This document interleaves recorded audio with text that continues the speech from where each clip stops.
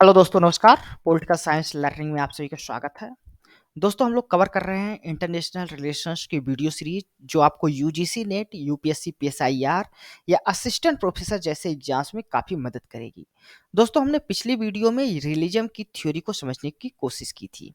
आज के इस वीडियो में हम लोग नियो रिलीजन और नियो क्लासिकल रिलीजन क्या होता है इंटरनेशनल रिलेशंस में, उसको समझने का कोशिश करेंगे। स्ट्रक्चरलिज्म या जिसको नियो रिलिजम भी कहा जाता है, इसके प्रमुख थिंकर्स में केनेथ वाल्ट्स और जॉन मर्साइमर प्रमुख रूप से जाने जाते हैं। स्ट्रक्चरल रिलिजम की जो शुरुआत होती है वो केनेथ वाल्ट्स की book theory of international politics से होती है। जो क्लासिकल रिलिजम था उसका मानना था कि जो पावर स्ट्रगल होता है वो ह्यूमन नेचर्स का परिणाम होता है, जबकि जो नियो रिलिजम है वो मानता है कि जो इंटरनेशनल सिस्टम है उस वो एनार्किक स्ट्रक्चर पाया जाता है इसमें, जिसके कारण हमें सिक्योरिटी कंपटीशंस, कॉन्फ्लिक्ट और लिमिटेड कोऑपरेशन यानी सीमित सहयोग हमें दिखाई देता है अंतरराष्ट्रीय संबंध में प्रणाली में। ठीक। न्यू रिलिजम के अनुसार इंटरनेशनल स्ट्रक्चर्स के तीन एलिमेंट्स होते हैं, जिसमें पहला है ऑर्गेनाइजिंग प्रिंसिपल्स। यह दो तरह का होता है। एक होता है एनार्की, जो इंटरनेशनल पॉलिटिक्स में दिखाई देता है। इसका मानना होता है कि कोई भी सेंट्रल अथॉरिटी नहीं होती जो स्टेट्स के बिहेवियर को गवर्न करे या स्टेट्स को कंट्रोल करे। दूसरा है हायरार्की, जो डोमेस्टिक लेवल्स में हमें दिखाई देता है। जो यहाँ किसी भी स्टेट की जो गवर्नमेंट्स होती है वो वहाँ पर आर्डर को इंश्योर करने को या मेंटेन करने को देखती है, वो तय करती है कि स्टेट्स का आर्डर किस प्रकार से मेंटेन होगा। दूसरा जो एलिमेंट्स है नियो रिलीजन के अनुसार इंटरनेशनल स्ट्रक्चर्स का, वो डिफरेंशिएशन ऑफ यूनिट्स।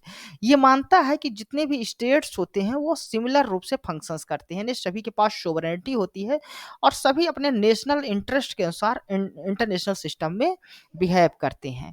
जो डोमेस्टिक पॉलिटिकल सिस्टम होता है वो इंटरनेशनल सिस्टम में बहुत कम योगदान देता है या उसको बहुत कम प्रभावित करता है, चाहे वहाँ किसी भी प्रकार की गवर्नमेंट हो, चाहे डेमोक्रेसी टाइप की गवर्नमेंट्स हो या ऑटोक्रेसी टाइप की गवर्नमेंट्स हो। तीसरा एलिमेंट्स मानते हैं न्यू रिलिस्ट, यहाँ डिस्ट्रीब्यूशन ऑफ कैपेबिलिटीज पाया जाता है, यानी पावर स्ट्रक्चर्स की बात करते हैं।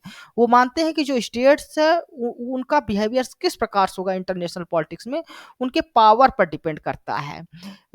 रिलिस्ट न्यू रिलिस्ट का मानना है कि जो इंटरनेशनल सिस्टम है वह तीन प्रकार के पावर्स हमको दिखाई देते हैं नंबर ऑफ पावर्स के आधार पर। एक होता है यूनिपोलर सिस्टम, दूसरा है बाइपोलर और तीसरा है मल्टीपोलर सिस्टम। और ये सभी डिवाइड होते हैं, क्लासिफाई किया गया है नंबर ऑफ ग्रेट पावर्स के आधार पे।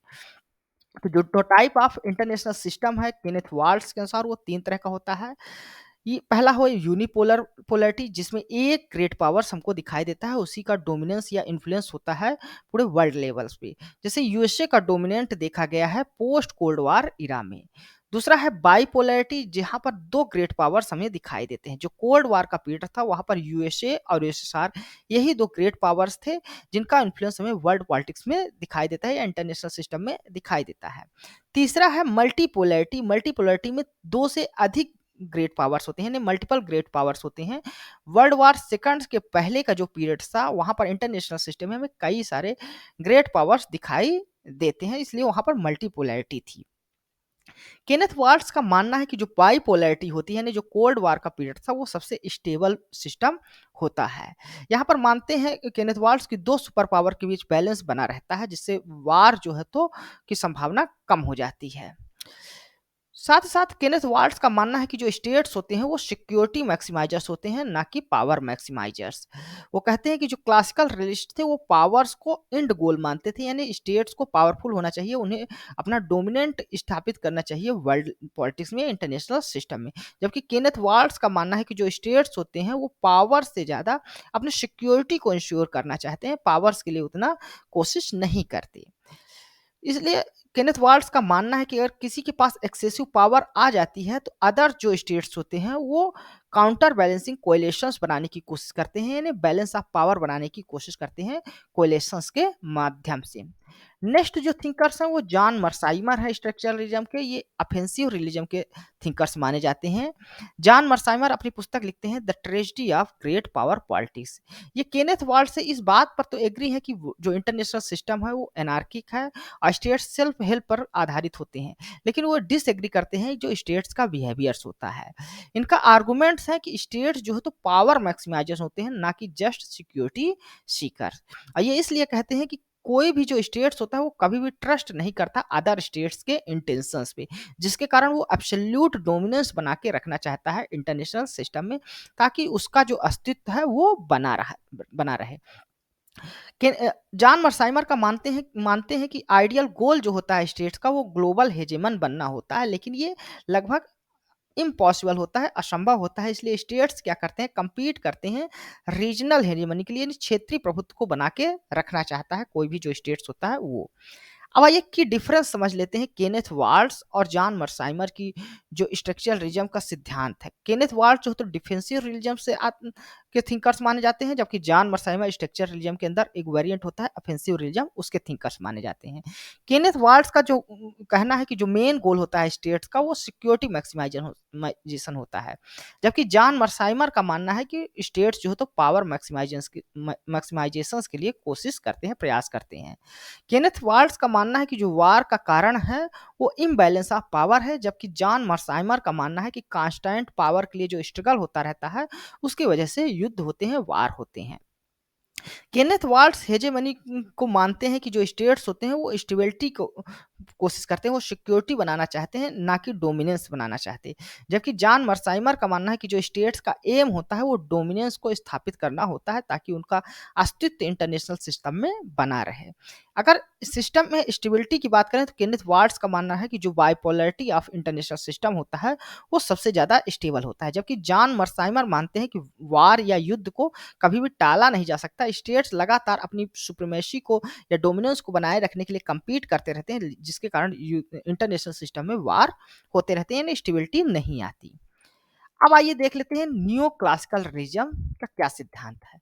नियो क्लासिकल रिजम इमर्ज होता है स्ट्रक्चरल रिजम के रिस्पॉन्स में।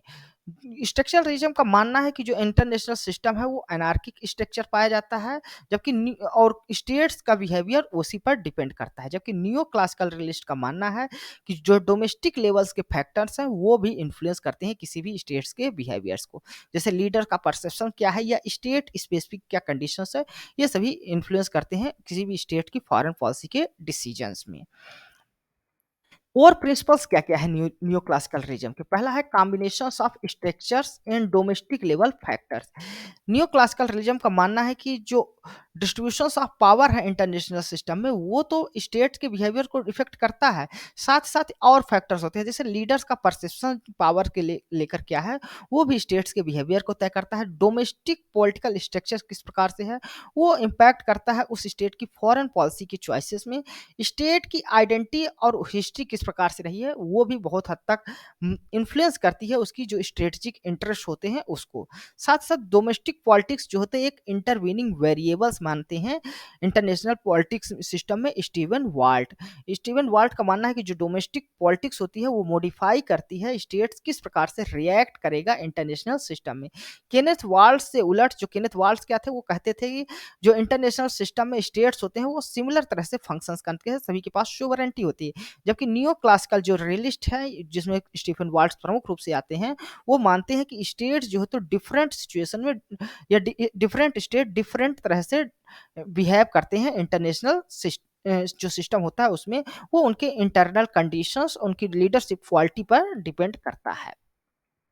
साथ ही साथ डिस्टिंक्शंस देखते हैं जो नियो क्लासिकल रियलिस्ट होते हैं वो स्टेटस क्वो और रिविजनिस्ट स्टेट में, जैसे रैंडल स्विकनर हैं जो क्रिटिसाइज करते हैं केनेथ वाल्ट्ज को, जो आर्गू अज्यूम करते हैं कि सभी स्टेट सिक्योरिटी के लिए जो है तो प्रयास करते हैं, सिक्योरिटी मैक्सिमाइजेशन के लिए कोशिश करते हैं, ना कि पावर मैक्सिमाइजेशन के लिए। जबकि रैंडल स्विकल जैसे थिंकर्स जो है वो आर्गू करते हैं कि कुछ स्टेट्स ऐसे होते हैं जो मेंटेन करके रखना चाहते हैं स्टेटस क्वो, जबकि कुछ स्टेट ऐसे होते हैं जो रिविजनिस्ट स्टेट होते हैं, अपने पावर को एक्सपैंड करने में लगे रहते हैं, अधिक से अधिक पावर एकत्र करने में लगे रहते हैं, अपने इन्फ्लुएंस को बढ़ाने में लगे रहते हैं। वो एग्जांपल्स देते हैं, जैसे जर्मनी है 1930s में जर्मनी क्या था, वो एक रिविजनिस्ट स्टेट के रूप में कार्य कर रहा था, अपनी टेरिटरी को बढ़ाने की कोशिश कर रहा था, अपने पावर को बढ़ाने की कोशिश कर रहा था। लेकिन वर्ल्ड वॉर सेकंड के बाद जो स्टेट्स का स्टेटस हो जाता है वो को स्टेट्स का हो जाता है, यानी कि स्टेट्स का बिहेवियर यूनिफॉर्म नहीं होता जैसा केनेथ वाल्ट्ज मानते थे, बल्कि ये डिपेंड करता है डोमेस्टिक मोटिवेशंस और लीडरशिप के गोल पर। साथ साथ स्टेट पावर और रिसोर्स मोबिलाइजेशन की जो कैपेबिलिटीज होती है स्टेट्स की, वो भी डिफरेंट होती है। सभी स्टेट सेम तरह से स्टेट की जो नेशनल रिसोर्सेस होते हैं उसको ग्लोबल इन्फ्लुएंस में बदलने में सफल नहीं होते, बल्कि सभी स्टेट डिफरेंट तरह से उस रिसोर्स का इस्तेमाल करते हैं। सभी की एबिलिटी जो होती है रिसोर्स को मोबिलाइज करने की या उनके सोसाइटी के द्वारा, वो अलग अलग होती है। एग्जाम्पल्स के रूप में जैसे चाइना और यूएसए, दोनों जो होता लार्ज इकोनॉमी है, लेकिन दोनों की स्टेट जो कैपेसिटीज है इंटरनेशनल पॉलिटिक्स में या फॉरेन पॉलिसी को इन्फ्लुएंस करने में, वो अलग अलग है। दोनों की फॉरेन पॉलिसी अलग अलग तरह से वर्क करती है। अब आइए हम लोग स्ट्रक्चर रिलीजन या जो न्यो रिलीजन जिसको कहा जाता है और न्यो क्लासिकल रिलीजन, इन दोनों में क्या डिफरेंस है उसको समझ लेते हैं।